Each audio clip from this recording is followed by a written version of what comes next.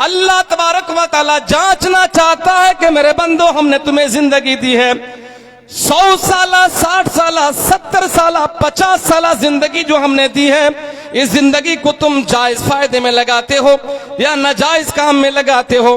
तुम अपनी जिंदगी का जायज फायदा उठाते हो या नाजायज फायदा उठाते हो?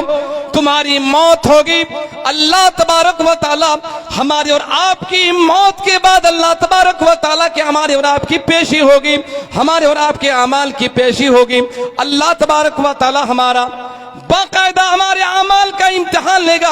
अल्लाह तबारक व तआला ने यही वजह है कि जिंदगी और मौत दी है।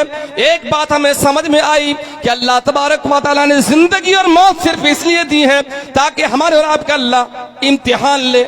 एक बात समझ में आ गई। दूसरी चीज, ये मदरसा है कि जिस मदरसे की चार दीवारी के अंदर ये प्रोग्राम सजाया गया है।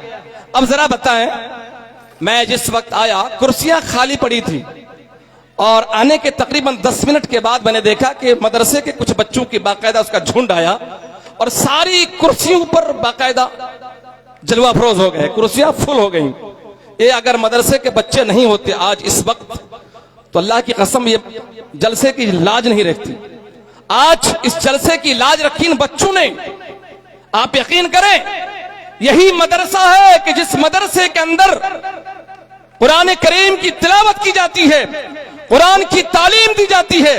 आप यकीन करें, हजरत मुसअब बिन उमैर रजी अल्लाह तआला अन्हु, हजरत मुसअब बिन उमैर रजी अल्लाह तआला अन्हु जब इस्लाम के दायरे में आए, कुरान मजीद की तालीम से आरास्ता और पैरास्ता हुए, अल्लाह के नबी जनाब मोहम्मद रसूलुल्लाह सल्लल्लाहु अलैहि वसल्लम के पास मदीने से तकरीबन 12 अफराद अल्लाह के रसूल सल्लल्लाहु अलैहि वसल्लम की खिदमत में हाजिर होते हैं। और बैक वक्त गौर से सुनिएगा, कुरान कहते किसे हैं, कुरान की तालीम की क्या इज्जत और वकार है, क्या अहमियत है, क्या उसकी फजीलत है। लोगों, अल्लाह के रसूल सल्लल्लाहु अलैहि वसल्लम के पास तकरीबन 12 अफराद, 12 लोग मदीने से आए और बैक वक्त इस्लाम का कलमा पढ़े, अशहदु अल्ला इलाहा इल्लल्लाह व अशहदु अन्ना मुहम्मदन अब्दुहु व रसूलुहु, कलमा पढ़कर मुसलमान हो जाते हैं। कितने लोग?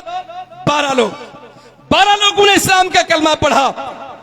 और जब इस्लाम का कलमा पढ़ चुके ये 12 लोग जब अल्लाह के रसूल सल्लल्लाहु अलैहि वसल्लम की खिदमत से फिर यहां से वापस जाएंगे मदीना, नबी अकरम सल्लल्लाहु अलैहि वसल्लम के जहन में एक बात आई कि 12 लोगों ने जो इस्लाम का कलमा पढ़ा अभी तक ये कुरान पढ़ना नहीं जानते, चूंकि नए नए मुसलमान हैं।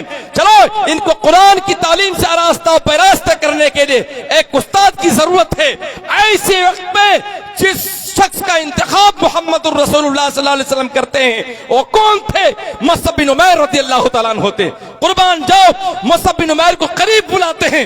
नबी अकरम सल्लल्लाहु अलैहि वसल्लम फरमाते हैं, मुसअब जाओ, ये 12 लोग जो नए नए इस्लाम का कलमा पढ़कर मुसलमान हुए हैं, इस्लाम के दायरे में आए हैं, ये लोग अभी तक कुरान पढ़ना नहीं जानते, तुम जाओ और जाने के बाद मदीने में जाकर इन लोगों को कुरान की तालीम से आरास्ता और पैरास्ता करो। अल्लाह की कसम, हजरत मुसअब बिन उमैर 12 लोगों के हवाले हो जाते हैं और मदीने में जाकर ऐसा कुरान पढ़ाते हैं, कुरान की तालीम ऐसे देते हैं।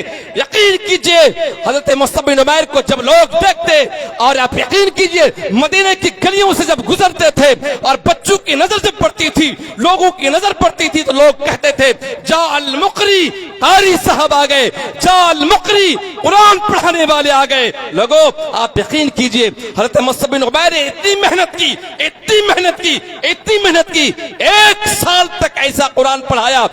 लोगों, 1 साल के बाद तकरीबन 75 लोग अल्लाह के रसूल सल्लल्लाहु अलैहि वसल्लम की खिदमत में हाजिर हुए और बैक वक्त इस्लाम का कलमा पढ़ते हैं। सब कहो अल्हम्दुलिल्लाह।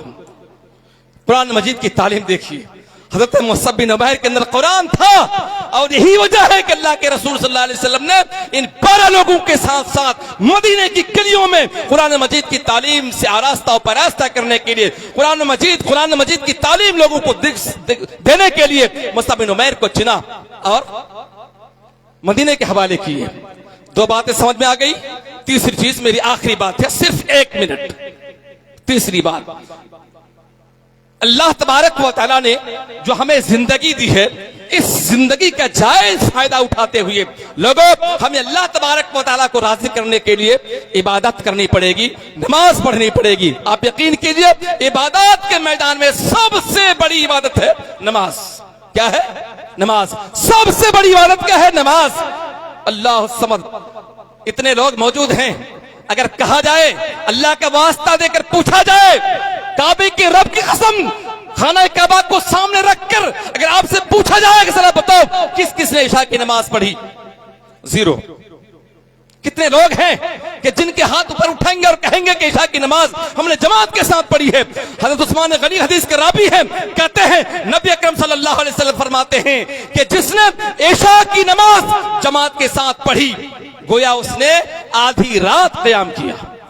आधी रात का सवाब मिलता है, आधी रात क़याम करने का सवाब मिलता है। अल्लाह के रसूल फरमाते हैं जिसने फजर की नमाज जमात के साथ पढ़ी, गोया उसने पूरी रात अल्लाह तबारक व तआला को राज़ी करने के लिए क़याम किया। कितना बड़ा इनाम है लोगों। हमारा हाल तो ये है कि जुमा का दिन है, 80 साल का बूढ़ा, चेहरे पे झुर्री आ गई, सर के बाल पक गए, दाढ़ी पक गई, कदम लड़खड़ा रहे हैं। भाई जोहर की अजान 1:30 बजे होती है, 12:30 बजे होती है, और जुमे को 12:15 बजे। 15 मिनट पहले अजान हो गई तो चेहरे पे झुर्री आने वाला बुजुर्ग आदमी, बूढ़ा आदमी क्या कहता है अपनी बहू से? आजान जोल दी है। अब यह है कि बहू बोल रही होती है ससुर से, अब्बा आज जुम्मा, अच्छा जुम्मा गए, हम तो भूल लगे हैं। ये हाल हमारा। हंसी तो आ रही है ना लोगों, एक चुल्लू पानी में डूब कर मर जाना चाहिए। हम इस कदर गूंगे हो चुके हैं, हमारी सोसाइटी इस कदर लंगड़ी, लूढ़ी, कानी, अपाहिज हो चुकी है कि जुम्मा के दिन हमें याद रहता नहीं कि आज जुम्मा का दिन है। फैक्ट्रियां तुम्हें याद है, दुकानें याद हैं, कारखाने याद हैं। अच्छा तुम्हारी औलाद कितनी याद है, तुम्हारी बेटी की शादी तुमने कहाँ की याद है। अच्छा तुम्हें जमीन के कागजात तुम्हें याद रहे, सब कुछ याद रहा, और जुमा का दिन तुम्हें याद नहीं रहा। अफसोस का मकाम है लोगों। अल्लाह तबारक व तआला से दुआ करते हैं कि अल्लाह तबारक व तआला जो हमें जिंदगी दी है, जिंदगी का जायज फायदा उठाते हुए मरने से पहले, हर मुमकिन तौर पर मरने से पहले मरने की पूरी तैयारी करने की तौफीक अता फरमाए, आमीन। और अल्लाह से ये भी दुआ करते हैं बारे अल्लाह हक सुनने के साथ साथ हक पे अमल करने की तौफीक अता फरमा दे, आमीन। और लोगों हम इस कदर देखते हैं ना, हमारे जनाब अली ने अभी तकरीर की, अच्छी तकरीर थी, बिल्कुल इससे कोई दोहराई नहीं है, तकरीर अच्छी थी, लेकिन हमारा समाज और हमारी सोसाइटी इस कदर आगे बढ़ चुकी है कि आवाज सुनकर ये समाज फैसला कर देता है, सोसाइटी फैसला कर लेती है कि आवाज किसकी है। इसलिए नकल का जमाना नहीं रहा। हाँ यह अलग बात है, कुरान और हदीस लेंगे, कुरान और हदीस बिल्कुल लेंगे। अब्दुल गफ्फार सल्फी साहब क्या तकरीर में फरमा रहे हैं, बिल्कुल अंदाज अलग चीज है, लेकिन उनकी तकरीर से माखज़ लेंगे, बाकायदा मवाद लेंगे, कुरान की आयतें लेंगे, बाकायदा हदीसें लेंगे।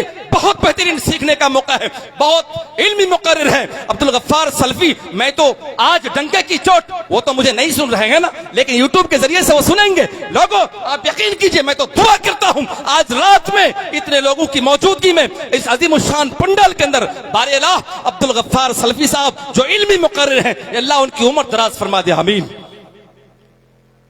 लोगों मैं इसका बिल्कुल सख्त मुखालिफ हूं, और आज ये बात कहकर मैं रुखसत हो रहा हूं। खबरदार आज के बाद किसी मौलवी के साथ, मौलवी के नाम के साथ चतुर्विधि का लफ्ज बिल्कुल न लगाएं, नहीं तो लिखने वाला भी उसको भी जवाब देना पड़ेगा, और जो लिख रहे हैं उन्हें भी जवाब देना पड़ेगा, चाहे वो मैं हूं चाहे वो मेरा बाप क्यों ना हो। मैं अपनी बातों के ही से खत्म कर रहा हूं। वस्सलामु अलैकुम व रहमतुल्लाहि व बरकातुहू। एक भीख मांगता हूं, भीख। मोबाइल बंद कीजिए, बंद करें मोबाइल अपना सब।